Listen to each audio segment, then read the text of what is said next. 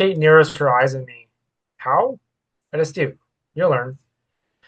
She turns away and walks back to camp. You can go after if you want, or you can have dinner. Up to you. I watch her go and look back at the trees. The man I created has disappeared. Shouldn't I feel something more about it? Why haven't I not followed him already? Deep down, I know that he's a mere creation, but he speaks, listens, and thinks. Does that not earn him the lofty title label of human? Is it right for me to leave him in the woods? I take another look into the jungle. Hey, if you go in there, I'm not going after you. Kate yells from the camp. I I stare in the jungle more as I catch the scent of grilling meat. It is kin to heaven and makes my stomach begin to groan. I realize I haven't eaten something in quite some time. When was that time? I was learning to wait till after I. How else would I look for him without something to fuel me? Turn away and head back to camp. Guilt still present in my mind like a heavy anvil upon my thoughts. I join Kate by the fire as I take another glance into the jungle. Him made his choice. Kate sits by the grill over the fire where a selection of meat is grilling. She picks one at a time and places them onto a wooden slab by her side. Yes, but my eyes notice the juice is dripping off the freshly cooked and grill marked food.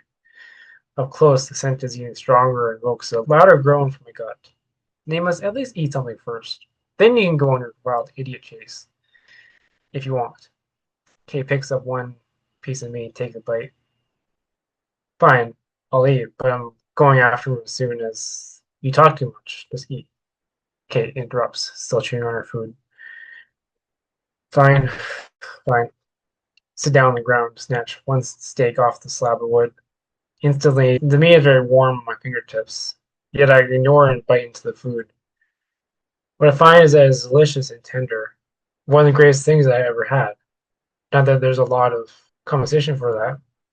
Kate and I eat silently for some time. Sound of the fire and the far off cries of monkeys in the jungle are all that fill the quiet. How did she crash land here? I ask, lowering my half-eaten steak and looking at Kate. Wow, right out of left field. You're not one for easing into conversations, are you? Sorry, but I just want to know. Besides, you know so much about me, however much there is to tell, that I figured that I somehow owe to you to tell you all my bad shit. Dude, you're not my therapist. Kate turns away and munches on her food in silence. Started to work out an apology. I was trying to understand what I did wrong. How could she be mad at me?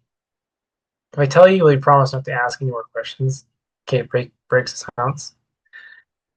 Can't promise that, I answer. You'll have to. Kate stares at me and I can tell that she means it. I'm not sure how or what. I just have this feeling. An idea that I should not cross this line with her. Very well, I promise. Place the remains of dinner on a slab of wood, and look to Kate. Kate does the same to me for dinner and stares off to the distance. I used to be a biologist. Kind of a simple life, actually. Just working in the lab, writing papers, and trying in some ways to have some semblance of life. But my Kate paused for a moment as if she was collecting herself. Anyway, I was bored. I wanted to be out in the world, having adventures, being the Jane Goodall of the world. Yet something always held me back until this weird portal opened up above Antarctica. It gained a lot of attention in the scientific community.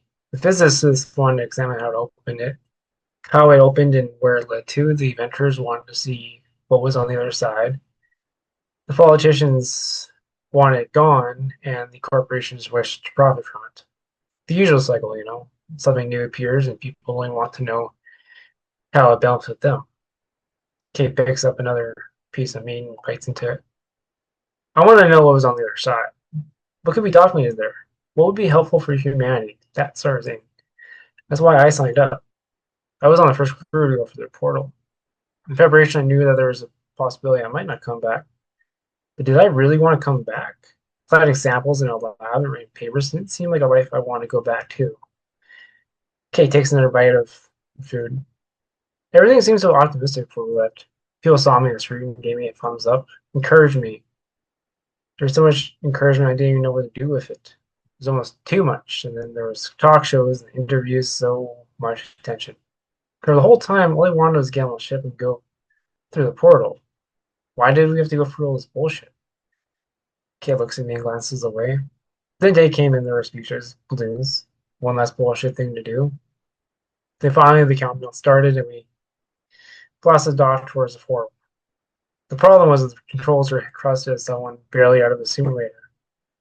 A last minute switch. The new pilot is apparently a politician's son. Guess he had to have his son on that plane.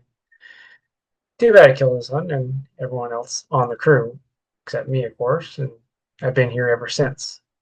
Kate takes a breath like she's offloading something.